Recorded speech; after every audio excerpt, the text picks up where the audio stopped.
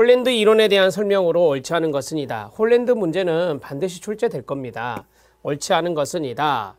1번은 개인의 성격을 강조했기 때문에 성격, 인성이론이라고도 하죠. 개인의 성격을 강조했기 때문에 가로 개인과 환경의 상호작용이 중요하지 않다고 본다. 그렇지 않습니다.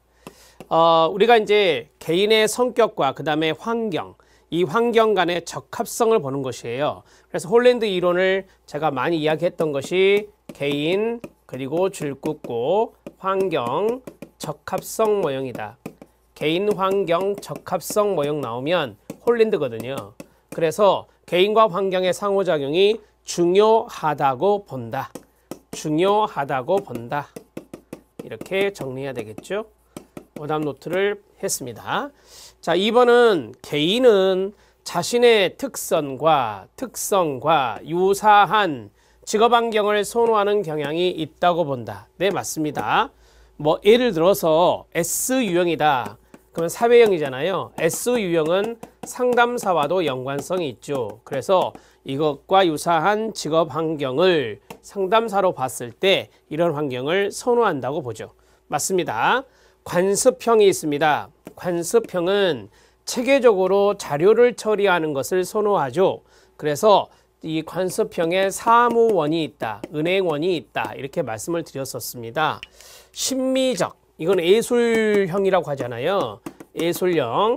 자, 이 활동을 피하는 경향이 있다. 서로 대각선 위치에 있어요. 보시면 자, 우리가 현, 탐, 애, 사, 진, 관. 꼭 육각형을 그리지 않아도 이렇게 조금 모형을 만들어서 쓸 수가 있는데요. 관습형이 있고 예술형이 있잖아요. 서로 대각선 위치에 있습니다. 따라서 예술형, 즉 심미적 활동을 피하는 경향이 있습니다. 맞습니다. 직업 정체감 촉도, 4번 지문 별표. 직업 정체감 촉도는 홀랜드 이론에 근거하여 개발되었다. 네, 맞습니다. 자, 쉽게 하나 말씀을 드리면 홀랜드 이론에서 주요 요소 5가지가 있었죠. 암기하는 방법이 1차 정치계 이런 식으로 외웠었습니다. 자, 해보세요. 이게 뭐죠? 일관성. 이게 뭐죠? 차별성. 이게 뭐죠? 그렇습니다. 정체성 또는 정체감이 나오는 거예요. 이게 바로 정체감이에요. 정체감과 연관성이 있고, 그 다음에 치는 일치성, 개는 계측성이라 하잖아요.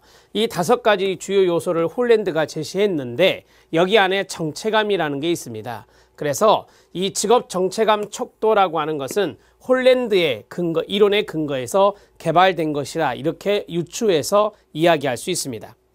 여러분 해설해 보시면 제가 CF 처리해서 이 내용도 좀 더 넣어드렸습니다. 그 내용은 참고적으로 보시면 되겠습니다. 자, 1번 문제의 답은 1번입니다. 쉽게 풀었을 것 같은데 나머지 지문들을 잘 숙지해 주시기 바랍니다. 2번 문제 들어갑니다. 다음에서 설명하는 내용을 탐색할 수 있는 적절한 직업 상담 도구는 무엇이냐라고 했습니다. 뭐 어렵지 않습니다. 여러분들이 많이 보셨던 거니까.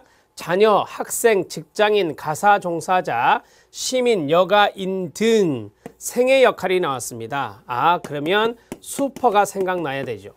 자, 이러한 것들의 생애 역할들을 무슨 모양으로? 무지개 모양으로. 그래서 우리가 이것을 그렇습니다. 진로 무지개 모형이라고 하죠. 진로 무지개 모형이라고 이야기하는 겁니다.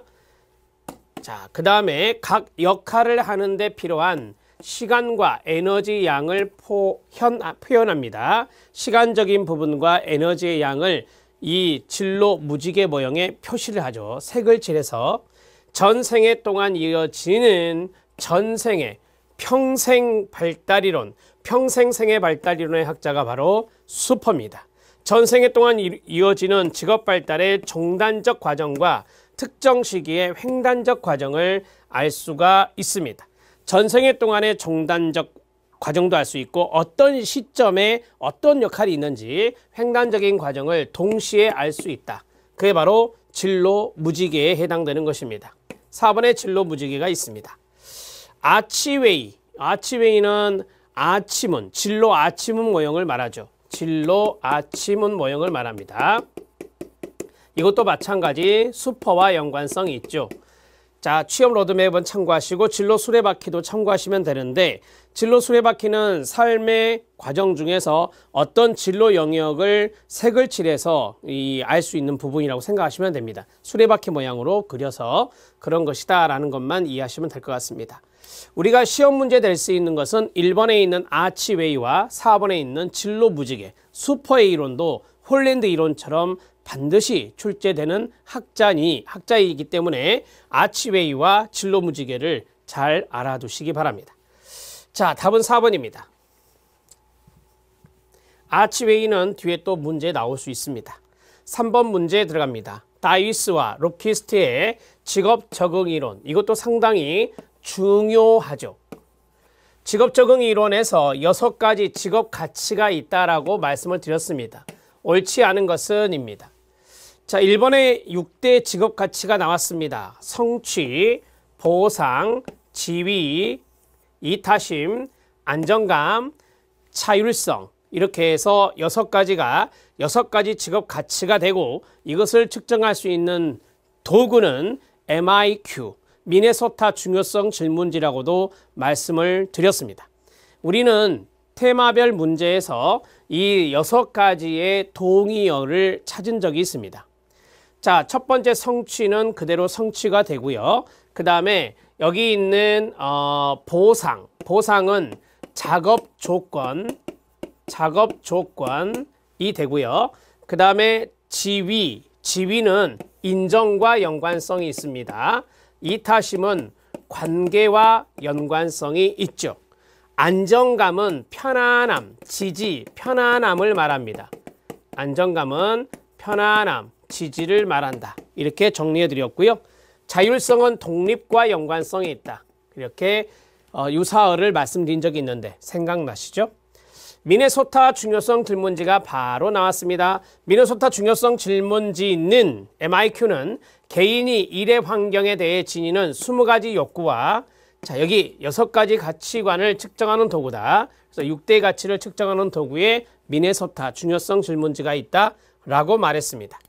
맞고요. 개인은 자신과 환경과의 부조화의 정도가 받아들일 수 있는 범위라면, 즉 유연성의 범위라고 하지요.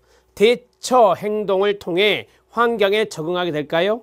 이건 앞에서도 말씀드렸습니다. 별다른 대처 행동을 할 필요가 없다 그랬어요. 별다른 대처 행동 없입니다. 별다른 대처 행동 없이 환경에 적응하게 되는 겁니다. 왜요? 부조화의 정도를 받아들일 수 있는 범위, 즉 유연성이 있는 범위라면 별다른 대처 행동을 하지 않아도 이 환경에 적응하게 된다는 것입니다. 3번 지문은 앞에서 유사하게 본 적이 있기 때문에 틀렸다는 것을 아실 것이고, 4번째 들어갑니다. 개인의 욕구는 환경에서 제공하는 강화 요인들이 있죠.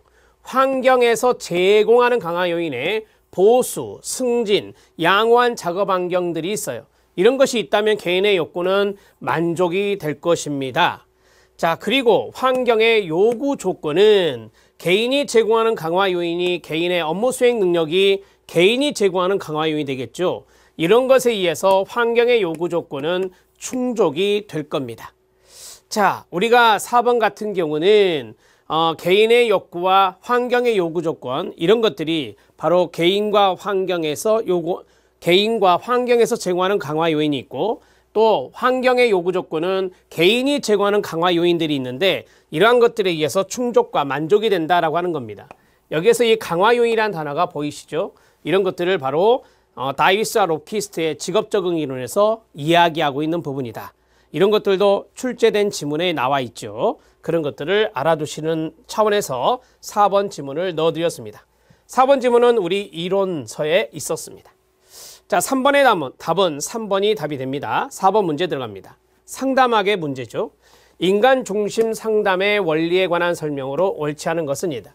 실전 문제 들어갔어요. 실전 문제는 상담학과 심리학이 실전에 맞게, 즉 기출 유형에 맞게 분포되었다라고 보시면 되는데 상담학은 8문제에서 9문제, 심리학은 나머지 문제, 심리학을 조금 더 넣었다는 것을 말씀드립니다. 자, 인간 중심 상담 하면은 칼 로저스가 대표적인 학자죠. 여기에서 중요한 것이 몇 가지 있었죠. 상담자의 태도 3가지가 중요하다. 그리고 이 인간 중심 상담은 기법, 진단 이런 것들을 그리 중요하게 생각하지 않는다는 것. 자, 직업 발달을 위한 내담자의 내적 성장을 촉진시키는 겁니다. 자, 여기 내적 성장이라는 것이 있는데 이게 바로 잠재력 향상이다 이렇게 보시면 돼요. 잠재력 향상 이런 것들을 내적 성장이라고 말할 수 있고요. 상담자의 태도를 기법보다 더 중요하게 여기나요? 네, 맞습니다. 그 상담자의 태도가 4번에 있네요. 상담자는 공감적이에 무조건적 존중과 수용, 진실성과 같은 기본적인 태도를 갖는다라고 했어요. 이 3가지는 꼭 외우셔야 됩니다. 만약에 여기에 적극적 경청이라고 하는 것이 들어간다면 이거는 틀린 지문이 되죠. 로저스는 상담자의 태도를 이 3가지로 정리했기 때문입니다. 3번째, 개인의 성격, 행동 특성들을 객관적인 심리검사로 측정하고 평가하는 것을 강조한다라고 했어요. 이걸 우리가 일종의 진단이라 하는데요. 이런 것들을 강조하지 않았죠. 이것을 강조했던 것은 대비가 되는 특성, 요인, 직업 상담이 됩니다. 특성, 요인, 직업 상담이 바로 3번 지문에 해당되는 것이 되겠습니다. 답은 3번이 답이 됩니다. 5번 문제 들어갑니다. 자, 5번 문제는 규준 참조 검사입니다. 규준 참조 검사는 우리가 이제 상대적인 비교에 활용하는 것이 바로 규준 참조 검사다 이렇게 말을 했었고요. 우리가 앞에서 규준이라는 것도 보았었죠. 규준 집단, 즉 표준화된 집단과 이 개인을 비교하는 것이다 라고 말씀을 드렸고, 자, 이것은 상대적 비교입니다. 절대적 비교가 아니고, 자, 여기에 관한 설명으로 옳은 것을 모두 고른 것은 어떤 학생이 100분이 75에 시험 점수를 받았다. 이게 바로 규준과 연관성이 있습니다. 100분이 75는 상위 35%, 25%죠. 상위 25%에 해당되는 것입니다. 즉, 이 개인의 점수보다 낮은 사람이 전체의 75%가 있다는 것은 이 사람이 상위 25%라는 것이고, 이것들은 바로 상대적인 비교에 해당되는 것이 되겠습니다. 자, 이것이 규준 참조 검사에서 나오는 100분이 75, 100분이 점수가 되겠습니다. 승진 자격시험이네요. 자격시험에서 70%의 정답률 이상을 합격 기준으로 정하고 시험을 시행하였다. 그럼 이건 절대적 평가입니다. 절대적인 비교에 해당되는 규준이 아니라 준거 참조검사다. 준거 참조검사는 바로 절대적인 비교, 절대평가에 해당된다라고 했습니다.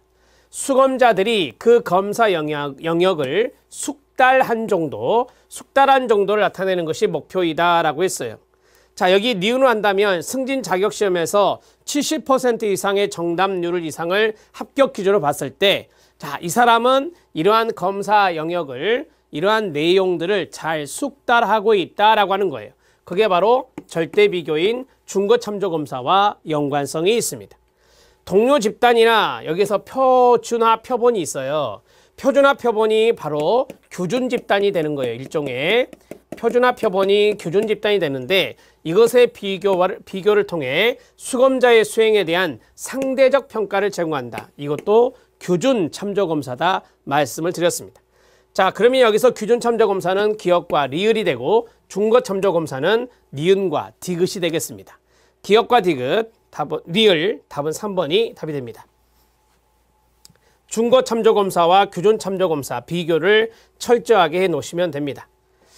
자, 이제 6번입니다. 이런 스타일의 문제가 잘 나오죠. 6번, 학자와 주요 이론 개념 연결이 옳은 것은 이다. 자, 1번에 로우, 2번에 하렌이 최근에 또 출제가 됐죠.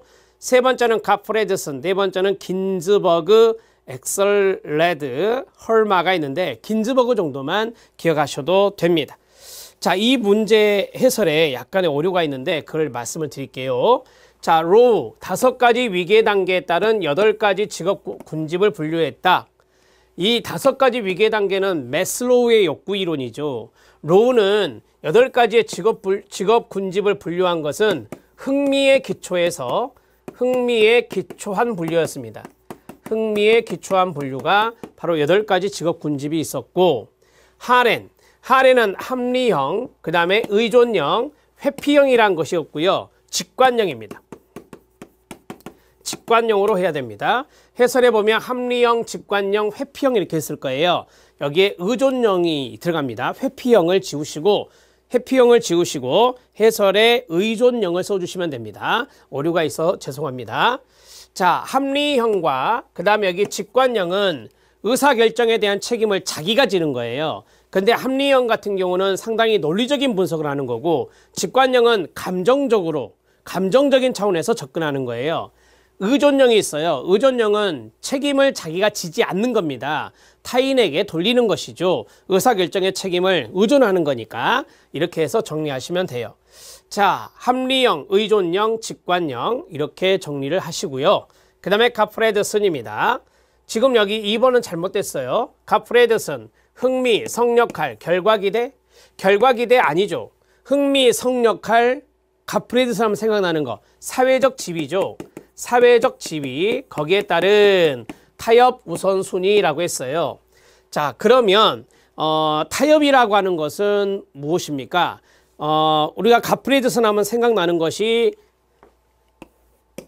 제한과 타협 이론이잖아요. 제한과 타협 이론이에요. 이렇게 제한과 타협 이론 가프레드슨인데, 우리가 진로 대안을 포기한다라는 말을 써요. 진로 대안의 포기.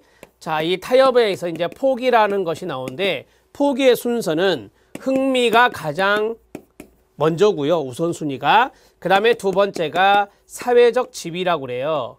사회적 지위. 그 다음에 세 번째가 성역할이에요.